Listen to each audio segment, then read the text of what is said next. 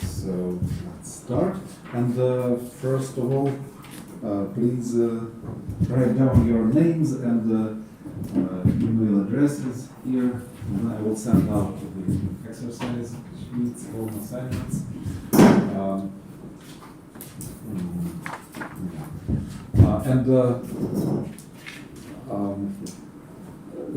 This course is very much close to the one on symmetric functions by Evgeny Smirnov that is doing parallel. So please tell me if you are going there too.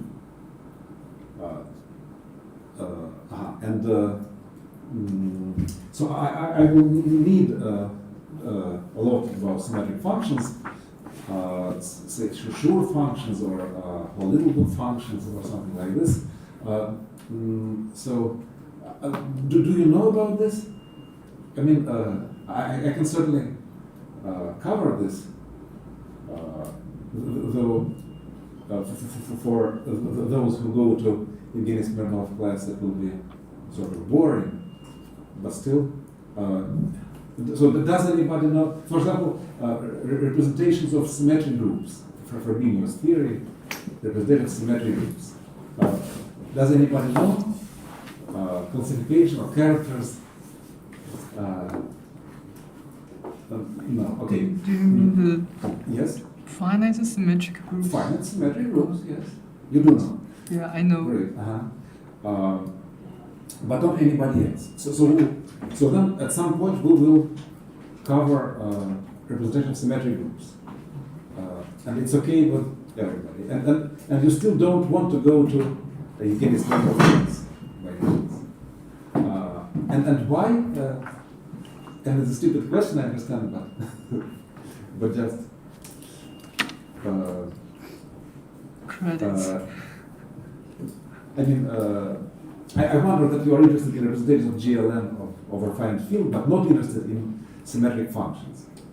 I mean, the answer in this problem of representations of GLN of Q cannot be formulated without symmetric functions. And still, almost no one wants to go to Evgeny Smirnov class for some reason. Okay, it's a mystery. Okay, I would. You would, great. So I highly recommend, anyway, if it's not clear from the previous part. Okay, so then maybe I'll give a short overview, but a few more questions before it. Do you have some very basic representation theory? So everybody knows what a representation is. Everybody, right? And what a character is of a representation. And say orthogonality relations, and the number of representations is irreducible. Representation is equal to the number of conjugacy classes. You know such basic things. Okay. But once again, not say sure functions. Yeah, the sure functions are not known to everybody. Okay. So we will start with n equals 2. So GL2 over finite field, and we will start in 5 minutes from the scratch. But somehow it turns. Then we will classify all the representations and construct all the representations and compute their characters. But then somehow mysteriously, absolutely frankly, to everybody in the world, it turns out that this theory is very much parallel to representations and formulas of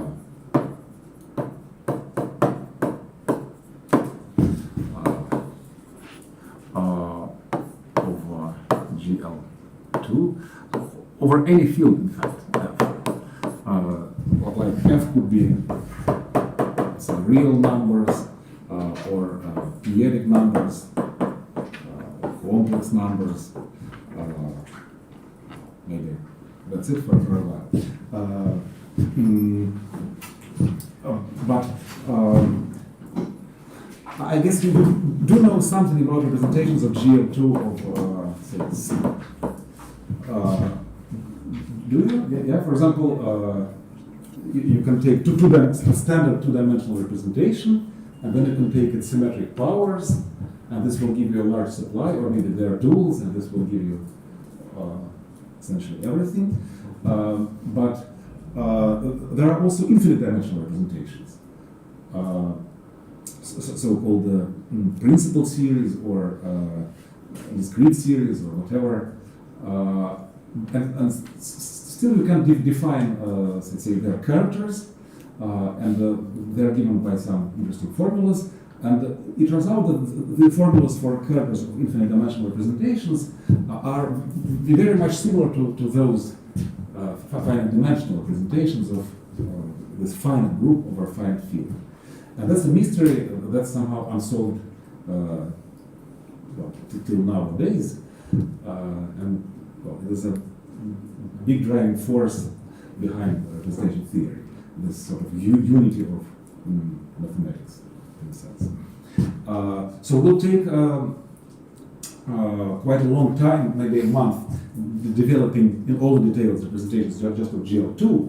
But then it turns out that many tools that are available for GL2 are not available for higher rank. For example, maybe when I asked about representations, I didn't ask about induced representations. How about induced? No?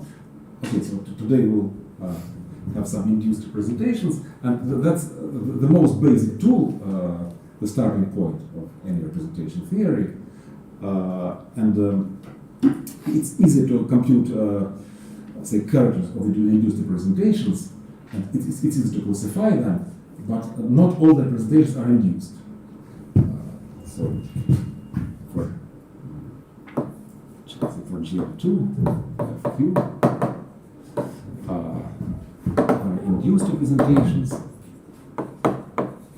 it's also called principal series.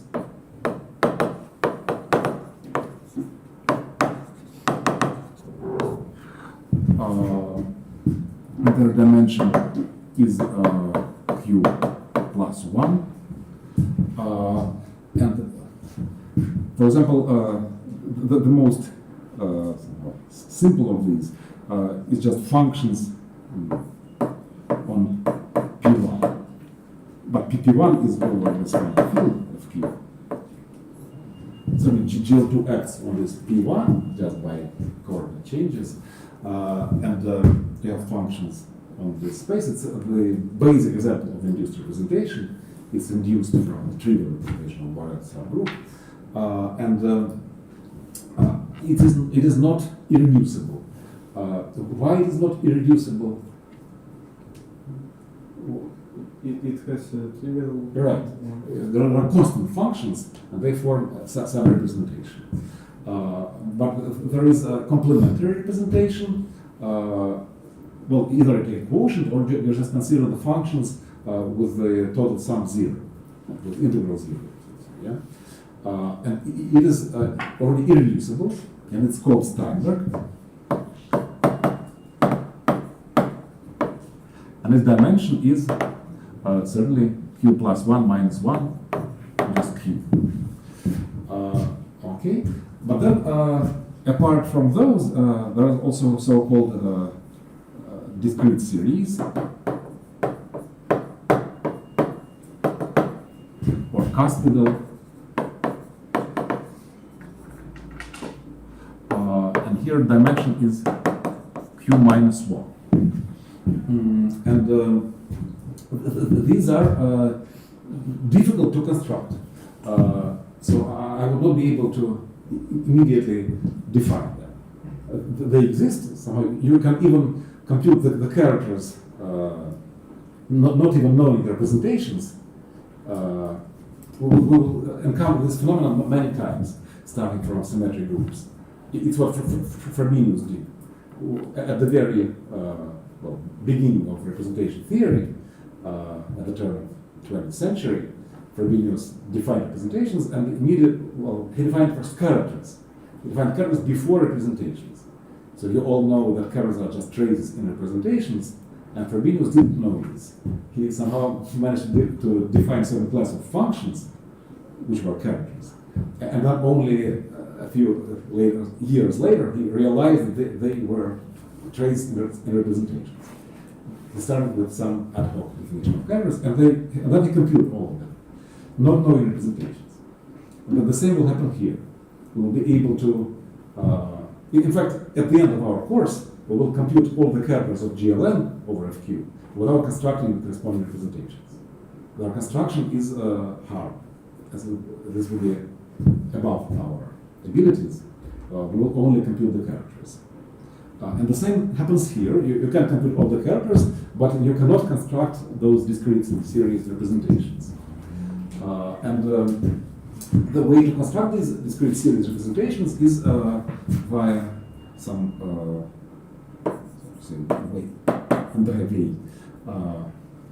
representation.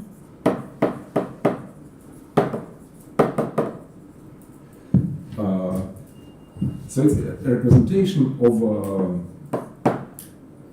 symplectic group for variables over FQ. And do you know what is symplectic group? No? And what is symplectic for? I mean, bilinear. No? Do you know what is quadratic for? Quadratic, yes. Or just bilinear symmetric form. If you restrict it to the diagonal, it's a quadratic form. Okay, and then there are also bilinear skew-symmetric forms.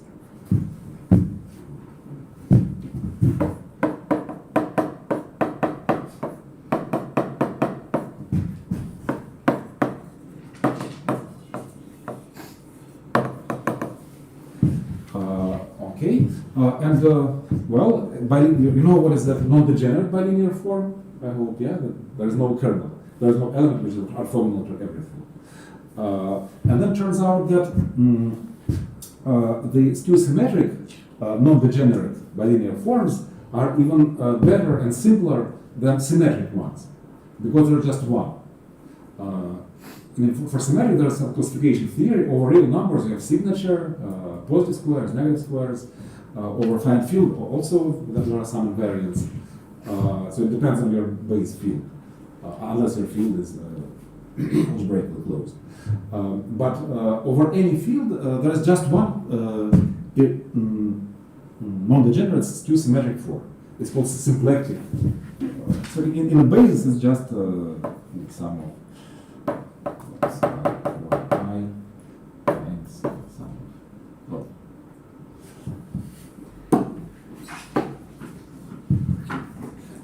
let me.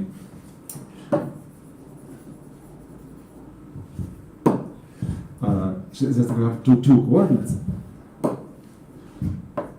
x1, sorry, x2. I want to pair it with y1, y2. And the pairing will be x1, y2 minus x2, y1. It is the simplest example of non-degenerate skew-symmetric form on two-dimensional space. By the way, it only exists in even dimensions. In odd dimension, you cannot have a non-degenerate skew-symmetric form. In particular, it exists in 4 dimensions, and then we have an orthogonal group that preserves a symmetric bilinear non-degenerate form, right? And the one which preserves a skew-symmetric non-degenerate bilinear form is called symplectic group. Like it's just automorphisms of space with a skew-symmetric form. Okay, so this is an important class of groups. They are simple groups. I mean, they don't have normal subgroups in this sense, like the projective cell and the orthogonal projective group. it has just one representation. It acts on C to the power 2q, or q squared. Sorry.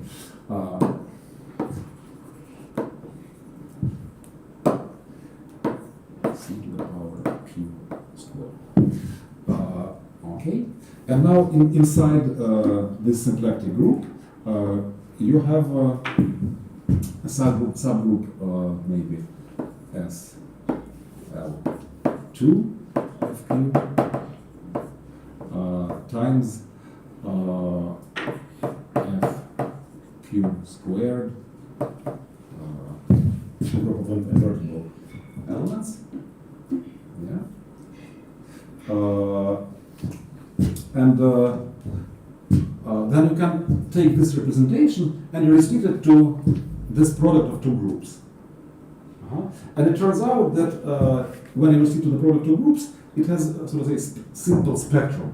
So it directs sum of irreducibles with multiplicity 1. And each irreducible is a product of some irreducible here and some irreducible here. Now this is an abelian group and its irreducibles are very simple, just characters, and then number representations here. So the multiplicity of a character here is an irreducible representation of the of this group. Okay, and this is the way to construct discrete series of SL2. So we will do this in a month. Okay, so this will be sort of the end of the theory for GL2. We'll compute absolutely everything explicitly, but this this construction is unavailable in higher rank, unfortunately. So for GL3 it does not work. So we'll have to develop some other theory for GL3 and higher. But before we'll turn to symmetric groups and we'll develop the Frobenius theory of their characters. And then it turns out that the characters of GL and of FQ are sort of Q deformations of the characters of symmetric groups. So the characters of symmetric groups are given by a certain true functions or maybe Kostka numbers. The values of characters are given by Kostka numbers, and the values of characters of GL and of Q are given by their Q deformations, which are called Kostka polynomials. Kostka polynomials that depend on some partitions, and if you set Q equals 1, you get some character values.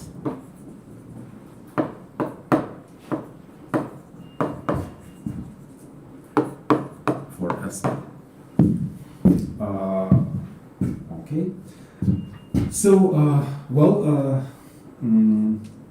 this is a rough outline. And did you fill in this list of email addresses? Everybody is in? Are you in? Do I have a pen? Pen.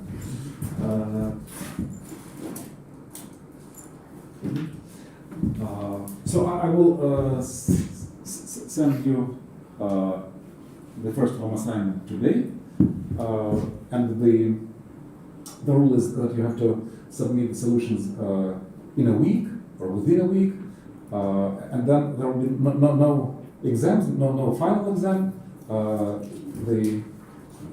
Your grade will be just GV.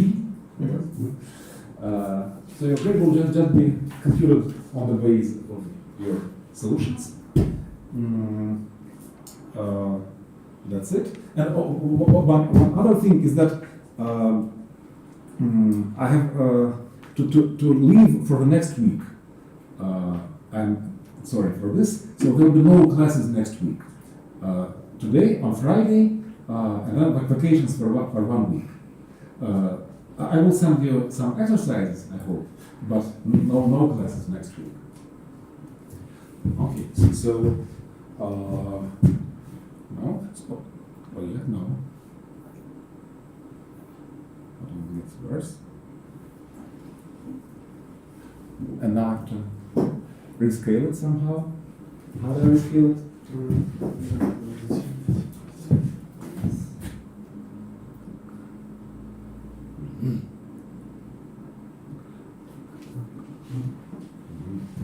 Suppose in right down angle you can scale it. There's- Yes. Ah. So maybe, and if I want to scroll, On the right side, there is also a scroll bar. pardon me? I think you should scroll with the pencil. Well, it depends. Yeah, it will be not scale. So. Uh-huh.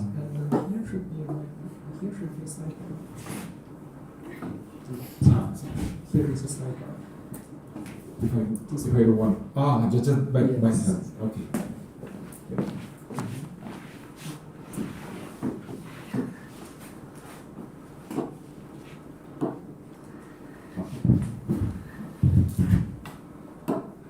Mhm.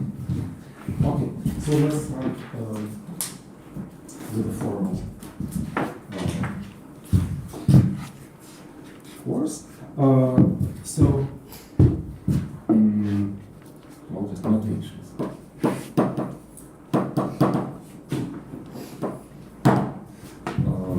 Our group will be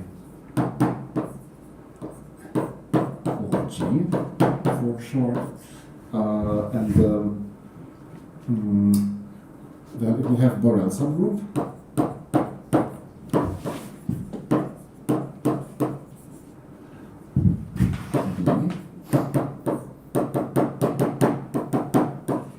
Like this.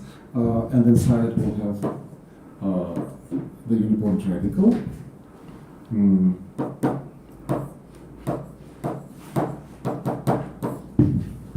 Okay. And also need some versions of this, namely P will be a set of matrices like this. So it's also inside Borel. And A will be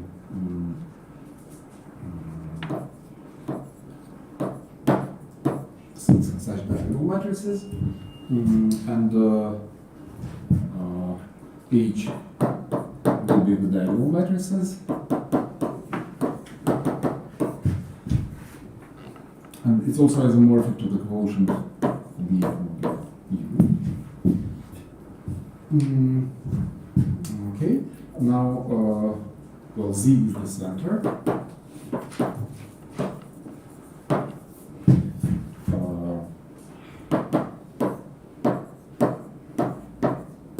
Like this. Then, say, what else do we need? The Borel is the product of this P times the center, and P is the semi-direct product of U and A. This. And we'll need some particular element. So these are all sets.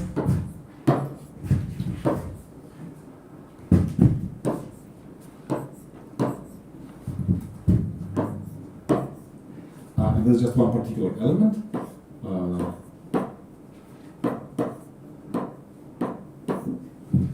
Okay. Also, we'll have the subgroup of matrices with determinant 1. And unfortunately, this element does not lie in this subgroup. Why?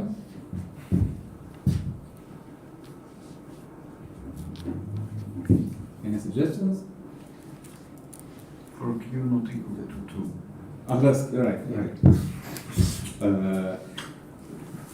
Okay, so the determinant is negative 1. And instead we'll have W naught. That is 0 or 1, negative 1, 0. And this one type does lie in SL2. And then the whole group G is the product of SL2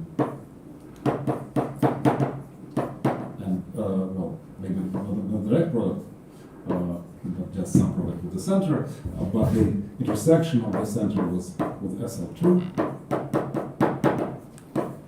is just plus minus the matrix.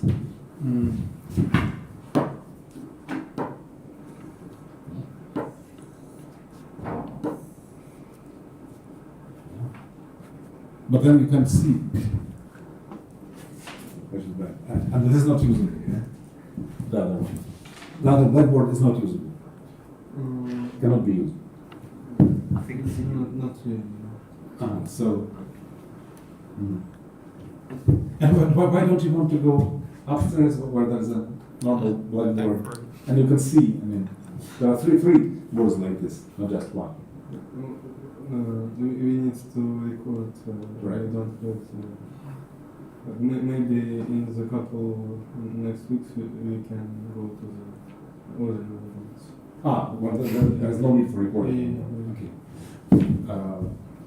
Okay. So, we will also have PGO2. That is the quotient of G modulo the center. And we'll also have PSL2. This is the quotient of SL2 modulo the center. Okay, and we'll prove today that this group is simple. I mean, unless Q is very small, 2, 3, 4, not 4 is only 2 or 3. So,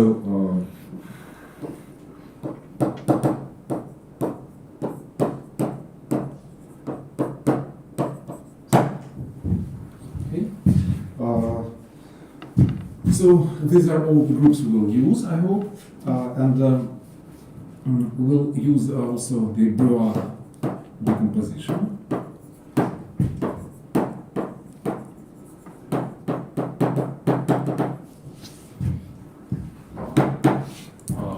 So it's two-sided cosets, double cosets with respect to the Borel subgroup.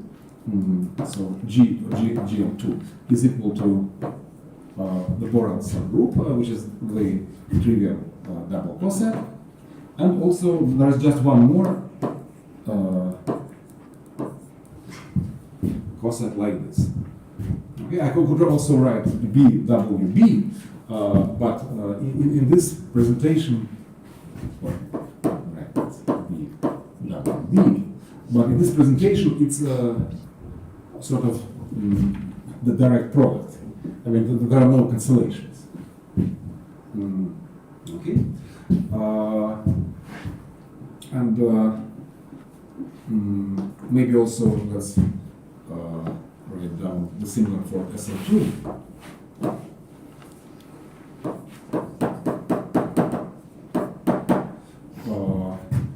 So it's also Borel for SL2. And this consists of A, B, 0, something, or B, sorry, oops, sorry.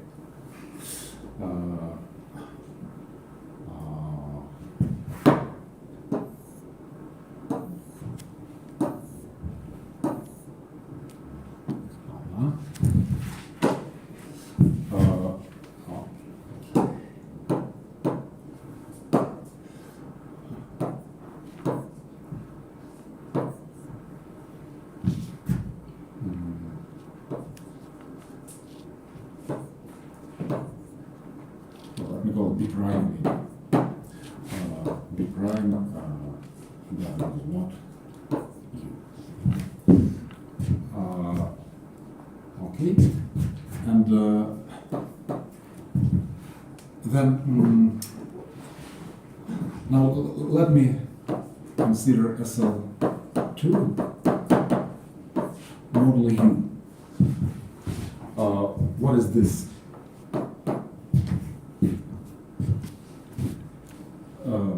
This is a set of cosets. U is not a normal subgroup, so it's not a group, it's just a sort of homogeneous space. but it can be identified with something very well known. Even everybody knows some other homogeneous space for the action of SL2, which in fact coincides with that. Q1 times Q. No. If I took quotient modulo Borel, it will be P1. But I only take quotient modulo the strictly upper triangular. So if U is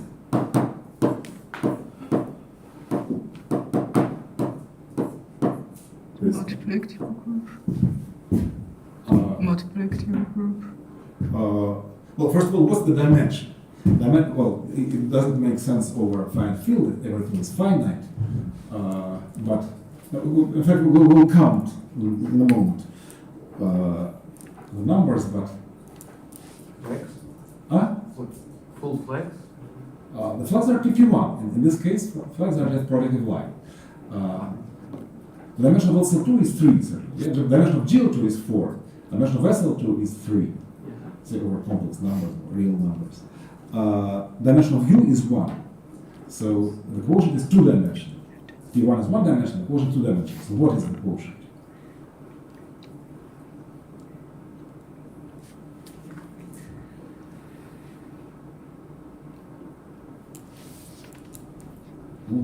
What 2-dimensional homogeneous space of SL2 can you imagine?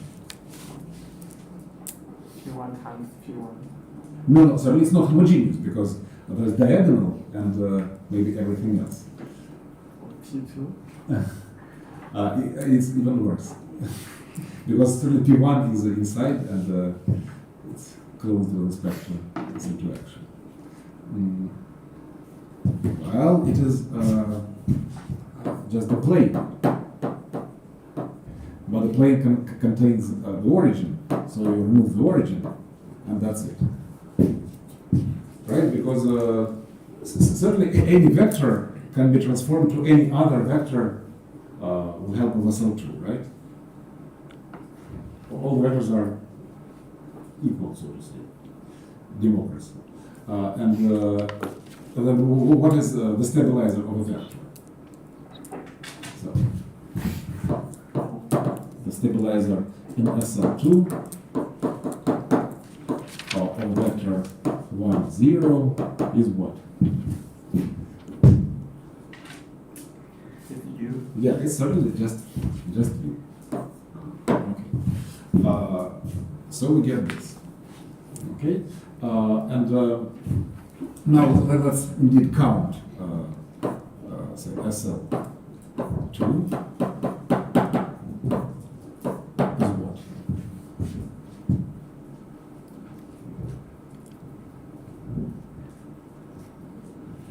Do you use your calculator?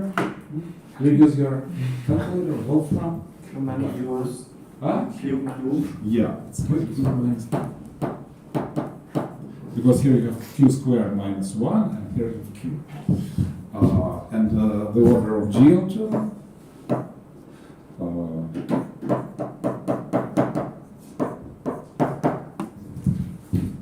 Q times Q minus 1. Q times 1. But it's not quite Q minus 1 times this, because GL2 is not the direct product of SL2 and the center.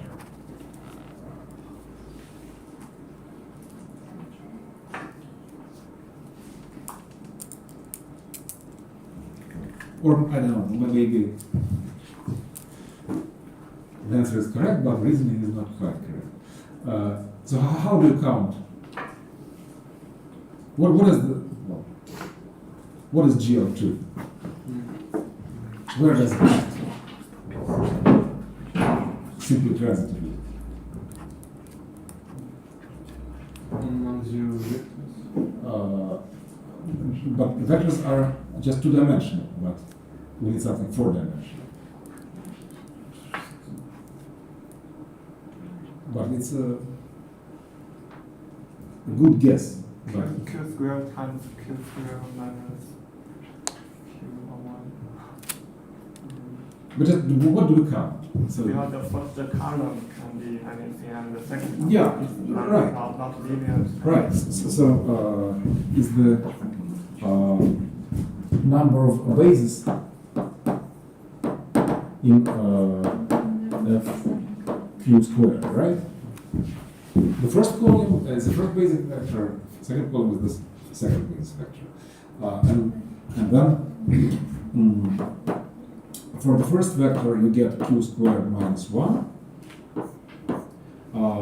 choices because it's just non-zero, and for the second vector, Q squared minus Q. yes, q squared minus q because it's not proportional to the first one. Okay.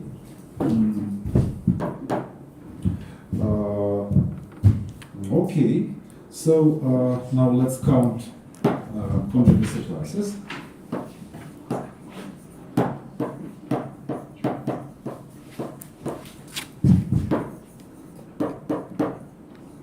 And you know that the number of conjugacy classes is equal to the number of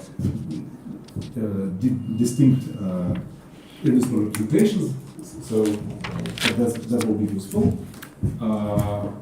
So what do we have? Any suggestions? How do we count conjugacy classes?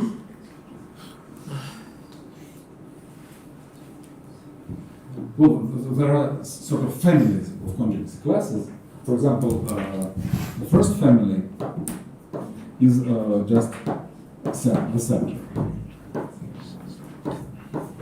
So how many of those? Q minus 1. Q minus 1. Any other suggestions for families?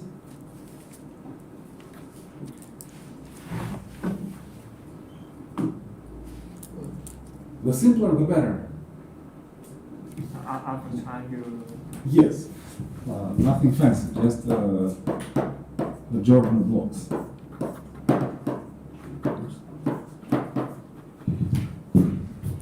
Okay. And how do we distinguish the conjugacy classes? Just by the eigenvalues. Or, in other words, caustic polynomials.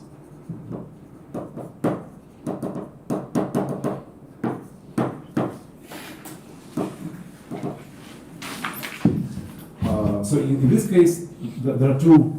There is one eigenvalue with multiplicity 2, right? And there are two cases. If we know that there is just one eigenvalue with multiplicity 2, then there are two cases. Either it's diagonalizable or it's Jordan block. Now, what else? Two distinct. Two distinct, yes. But both in our finite field. Lambda 1 is not equal to lambda 2, but they are both in FQ. And they are certainly non-zero. So how many of those? Q minus 1 times Q minus 2. Almost. That's almost true. Divided by 2. Right.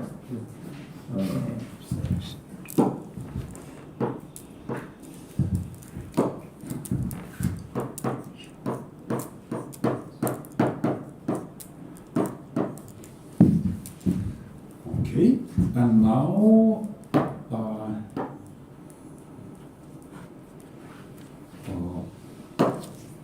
what is the last case? Knowing the eigenvalues. Yeah, the eigenvalues are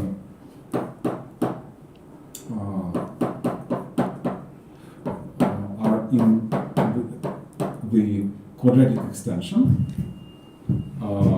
but not in the field itself, right? And then they are certainly just conjugates of each other. There is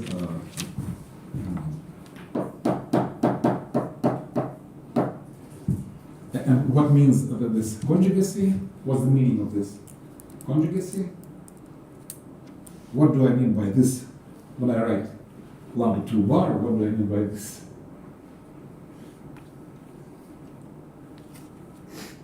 Lambda 1 times lambda 2 is 1. No, not necessarily, but just Minimum no. polynomials coincides. Yeah, so the Galois group of f q squared over f q is just z more than 2z certainly, and it's generated by Frobenius.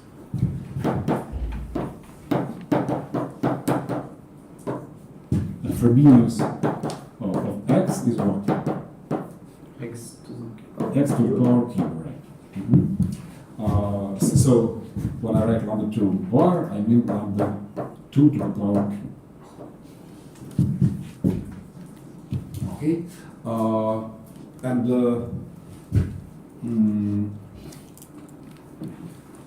how do we count those?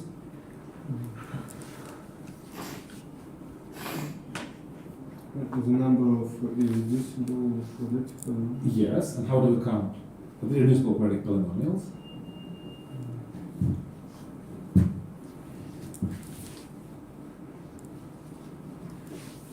So if we know one root, we know the other one. Yeah, can we just count numbers of how many numbers in fq squared without fq? Can we Right, just count absolutely. that? Right, so it's q squared minus q, but again, over 2, just because we can renumber. Okay, so it's q times q minus 1, and here it's q minus 2 times q minus 1 over. Right? Okay. Now we've counted everything. By the way, maybe just to make sure, let's write down a matrix in this conjugacy class. So somehow we took for granted that it exists. And why does it exist? So given two eigenvalues like this, we have to construct a matrix with such eigenvalues. How do we do this?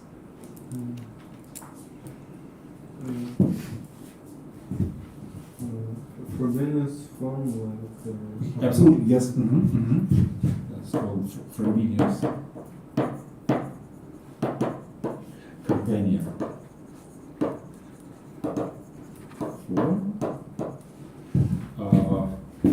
So, well, this lambda 1, lambda 2 are solutions of equation lambda squared minus, say, trace of lambda, I don't know, maybe it's a bad idea, times lambda plus norm of lambda equals 0. Yeah?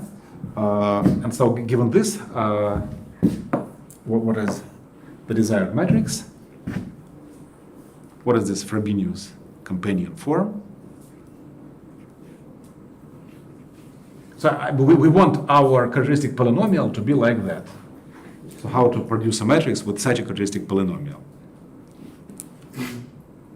First column is 0, 1. Yes. And the second is minus norm trace. Or No. The.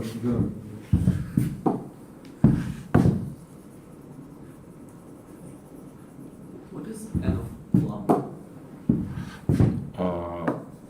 No? N is the norm, yes. So n of lambda equals lambda bar equals lambda to the power q plus 1. And trace of lambda is lambda plus lambda bar is lambda plus lambda to the power q. Great, thank you. So we have counted everything. Mm. Wow. You need to construct a new list. Huh? You need to construct a new list. And you list. And how do I do this? The blank paper and the green plus in the Here? yeah. Great, thanks. Mm, okay, so now recall that G is the center times S of 2. And now we'll present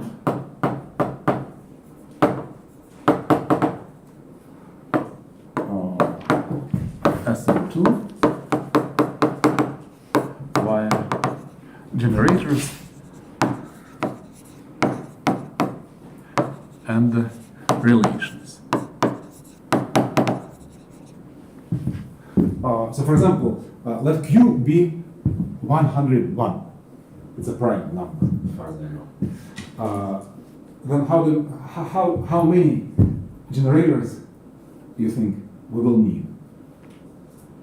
Just a wild guess. Anybody? Ivan, how many generators will we need? Pavel? Just a guess. Two. Right. Just 2 generators. But if it is 121, we'll need more, because 121 is a square. So for a prime field, it will be just 2 generators. Okay. So we will need 2 subgroups. U, upper triangular, and we'll consider the homomorphism U from F. U to U, just U of B equals 1, B, 0, 1. It's a homomorphism.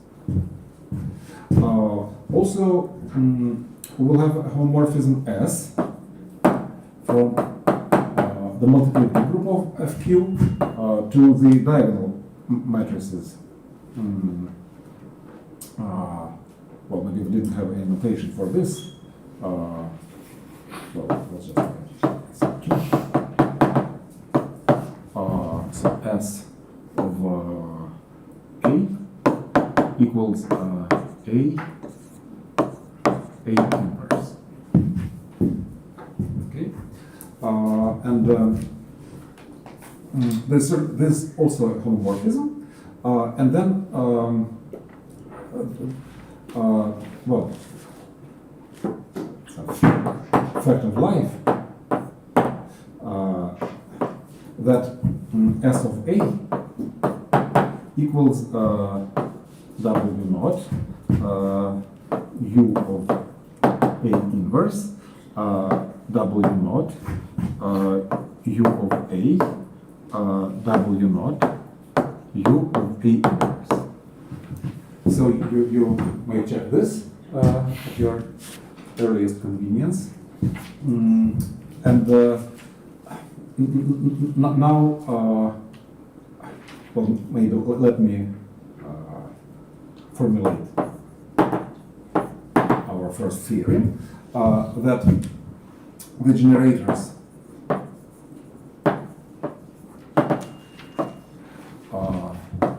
W naught and U of our field and relations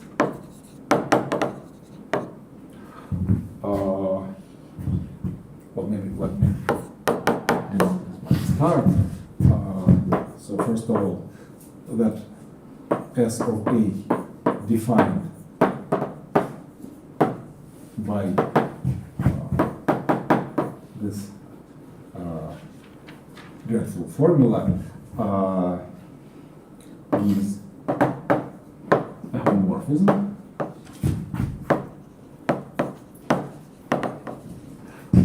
from F Q multiplicative group to our group.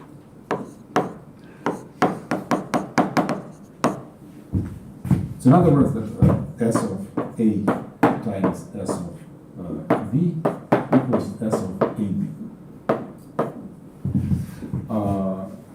Okay, now the second is that W naught square is S of negative 1. Yeah, W naught is 0, 1, negative 1, 0, and its square is the central element in negative 1. And the third relation is that S of A U of B S of A inverse equals U of B A squared.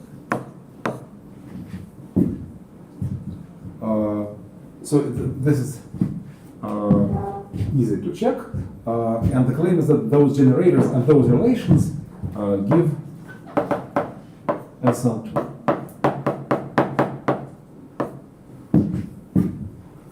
Okay.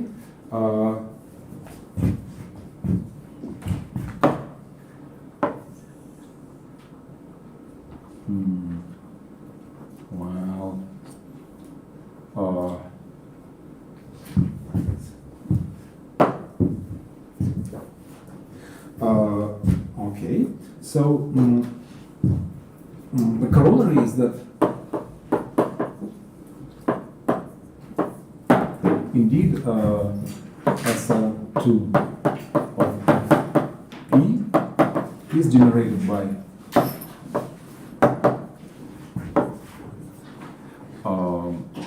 W naught and 1, 1, 0, 1. Just by those two elements. Okay? And there is one extra relation that this other element, U of 1 to the power P, is the identity.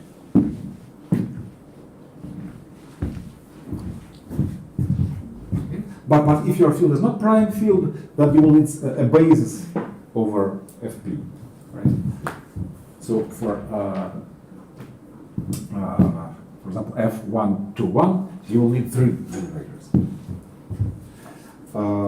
Okay, and then in what follows, if you want to define some representation, say, of SL2, then it suffices to define on those two elements, or the generators, yeah, and check the relations. Okay, so in practice, it will be easy to construct the representations on the upper triangular group, on the whole group, in fact. And then the only problem will be to specify the action of W naught. And this will be really a hard problem. The explicit action of W naught will be given in terms of some Bessel functions over finite field, but their analogs over reals or complex numbers will be just Bessel special functions, and in fact the same result will hold over any field, complex, real, or periodic field, but for infinite dimensional representations. Okay, so let's prove this theorem, and let's take say G, the universal group with these generators and relations.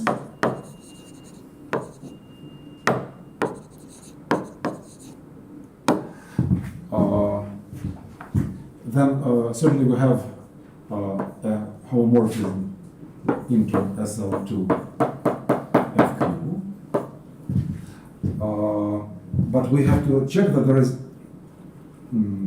just as we constructed those U and S, we constructed them to generate the upper triangulars and also W naught, and certainly W naught with Borel generates everything, just because we know this Brouillard decomposition. That there are just two-sided cosets of Borel, Borel itself and everything else. So certainly it's surjective. We only have to check that there is no kernel. So I have to count elements in this group G. Inside this group G, we also imitate the Brouillard decomposition. So we define subgroup C as the image of our multiplicative group. We define the subgroup N as the image of the additive group. Okay, so CC maybe stands for cartan and N for important. Now we know from this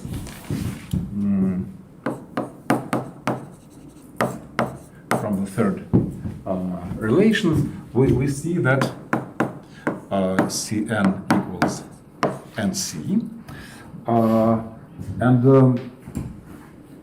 Let's set G prime is Nc and Nc W naught N. So it's just the Brouillard decomposition. And we can certainly count the elements. We know that N consists of Q elements, C consists of Q minus 1 elements. So this thing just covers SL2 1 to 1. The problem is that in G there might be something else. So we could multiply by W naught on the right and continue like this. So I have to prove that there is nothing else.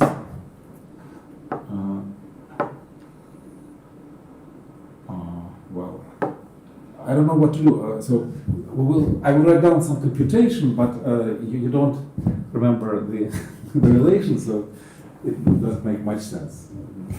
I'm sorry.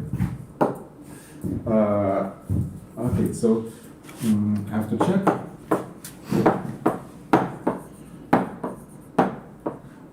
That G equals G prime, and then we're in business. So how do we check this? So first, we will check that W naught S of A equals S of A inverse W naught. Yeah, that this W naught acts on the diagonal matrices as the inverse. Yeah, that's clear for SL2, but we must deduce this from relations. Okay, so how do we do this? Well, we know that W naught inverse S of A equals U of A inverse W naught U of A W naught U of A inverse, and this is just the first relation, which is a little bit above. So from this we deduce that W naught S of A W naught inverse S of A equals W naught S of A U of A inverse times S of A inverse U of negative A W naught inverse, and there's just one, and we prove this.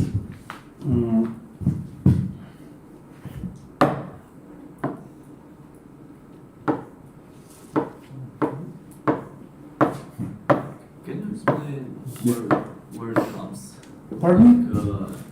W dots minus 1 s of a equal to something is just from the above. But then you say hence w dot s of a, w dot minus 1 s of a equals Yes. w dot s of a u a minus 1. Where it comes from? I just think take something to the left hand side. Yeah, but when there's s of a double,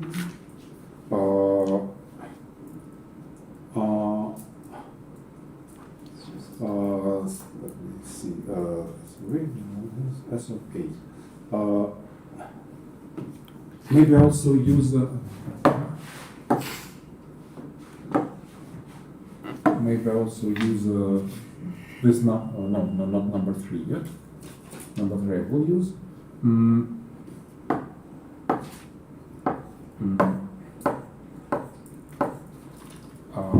Okay.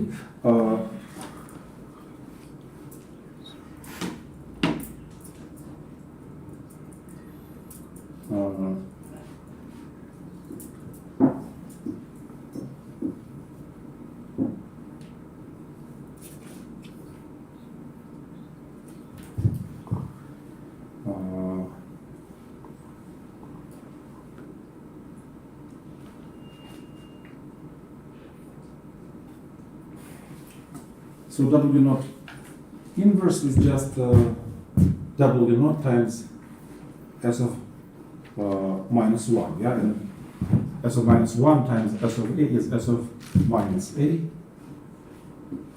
So I think I just plug this in. Let's multiply two such things. okay, it's just notations. Oh, great. Okay, so yeah, so we have this, and we also have this third relation which we are going to use. So from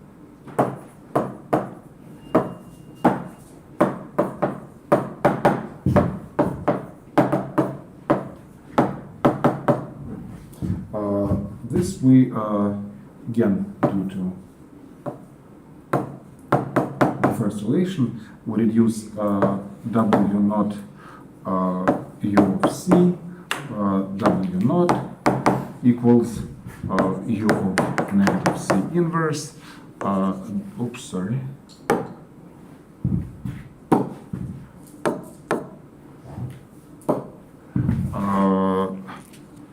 W naught inverse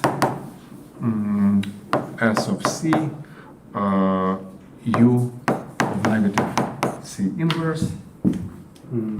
Okay, and then we are done. So it implies that if I take this double coset and multiply it by W naught, we can pass W naught to the left, and it lies in the double coset we started with, and so G prime equals G, and we are done. Okay, now the corollary of this is that if Q is not 2 or 3, then SL2 of Q has no abelian quotients.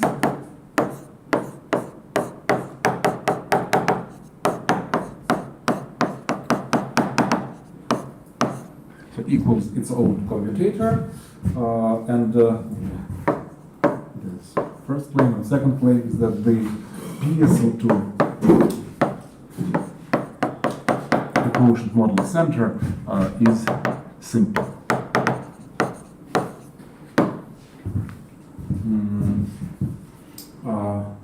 So let's prove this. Well, first of all, if we take the commutator of Borel subgroup but Borel in SL2, yeah, so it's A inverse B, something like this. The commutator of Borel subgroup is U, the upper triangle inequivalent subgroup, and this exactly this statement fails for the smallest values of Q. So this is where we use that Q is not 2 and 3. I mean for Q equals 2, just B prime will be commutative at all. Okay, and it implies that the commutator subgroup of SL2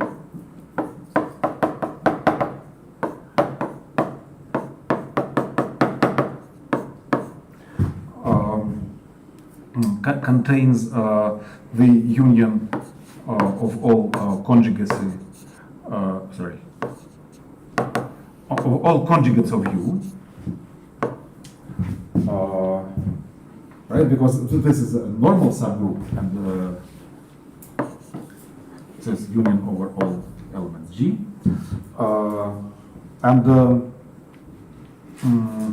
in particular, you can take, say, U minus, the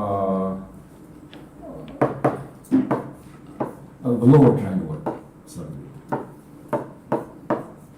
Okay, and it is W naught U W naught inverse. So it's conjugate to U. Okay, but U and U minus, they generate the whole of SL2.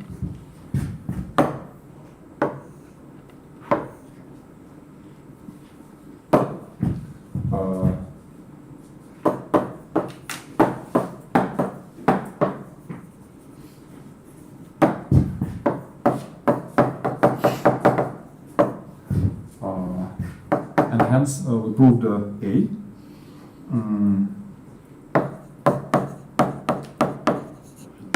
Okay, now let's prove that PSL2 is simple. Any question? No? So consider a normal subgroup K in SL2 of Q. And then the Borel subgroup is maximal.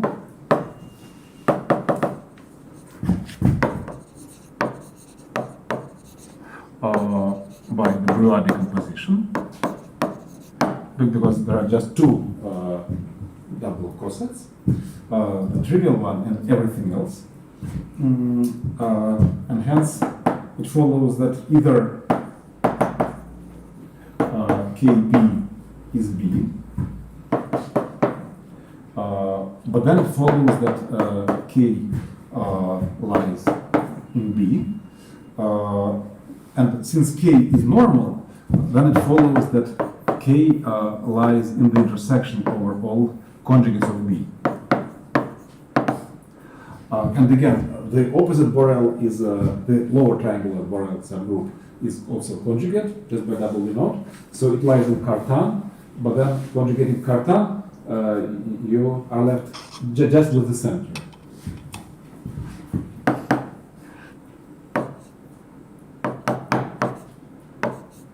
Okay, and that's why I have to pass to PSL2. So we have to mod out the center.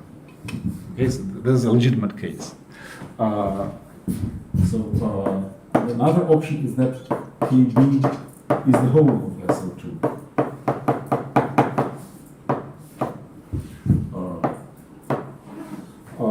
In this case,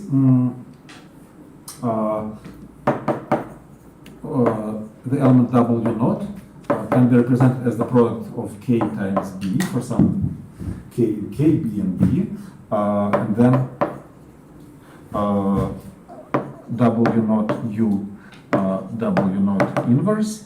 Well, we know that it's the opposite, lower triangular, U minus. On the other hand, it is equal to K B U B inverse K inverse. but BB normalizes its radical.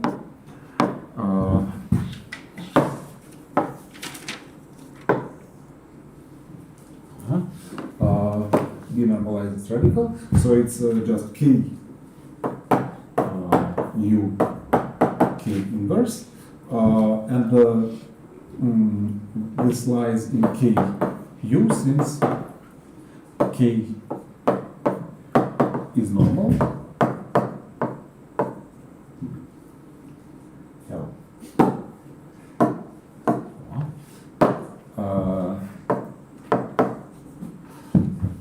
So we can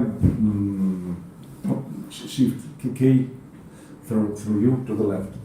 Okay, and hence it means that already Ku equals SL2 of Q, and hence the quotient, well, SL2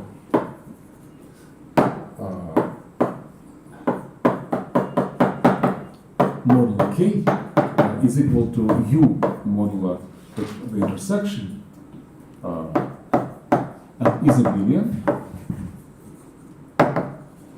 and hence K contains the commutator which was proved to be SL2FQ. So we're done. And then from this we can derive some corollaries, say PSL 2 F4. In fact, it's your home assignment problem, but let's solve it right away.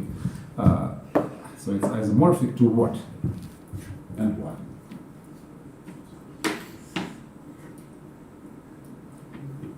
Just maybe counting. So the number of elements in PSL to FQ. Remember for SL to FQ, what were the number of elements?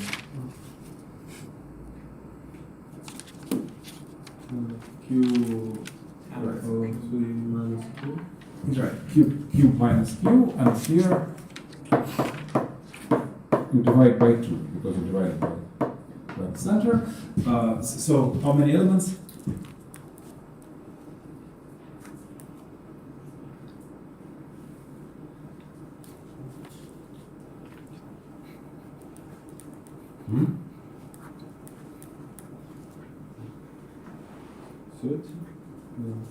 Right. The only problem is that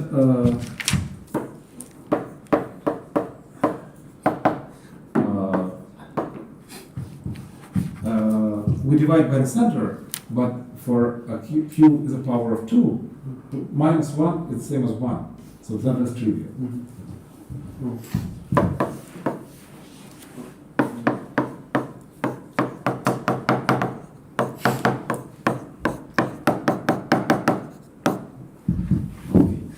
So how many elements? 60, yes. And do you know any group of 60 elements? Right, A5. And why is it A5? A5 is the group of permutation of something. So of 5 element sets. So what are 5 elements?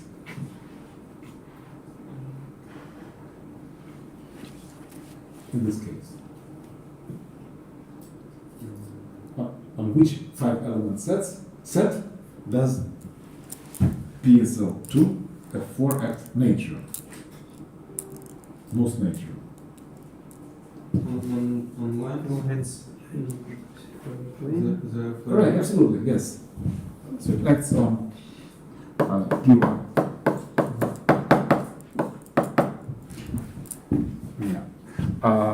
In fact,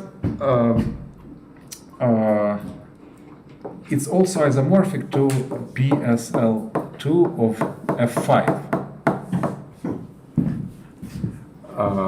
Though here we'll have 6 elements in P1, but still it's 125 minus 5 over 2, again 60. So it'll be. So this is evident, and you just proved this. This is not evident, and we will prove this in your home assignment. And also, you will have a problem that PSL2F9 is isomorphic to A6. And this is really hard. So I understand we'll have to stop. Yeah, in 2 minutes. Is it true? Yeah. So the next topic will be subgroups. We proved that there are essentially no normal subgroups, but in fact it's possible to classify just all the subgroups at all, any subgroups, not necessarily normal. And we will do this first thing next time on Friday. So in the process, we will be getting much closer to this solution of this problem. So you may start solving some problems, but before Friday you will not manage to solve everything. For example, it will have some problems on induced representations, and I only will define them on Friday. Okay, so thank you for today. And I assume that everybody is in this.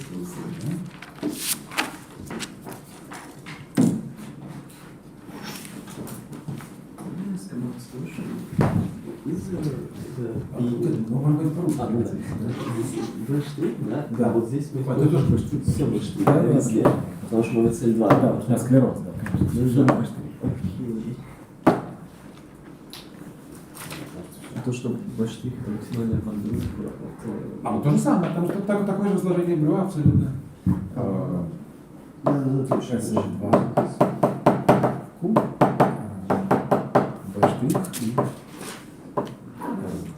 B', Да, и почти.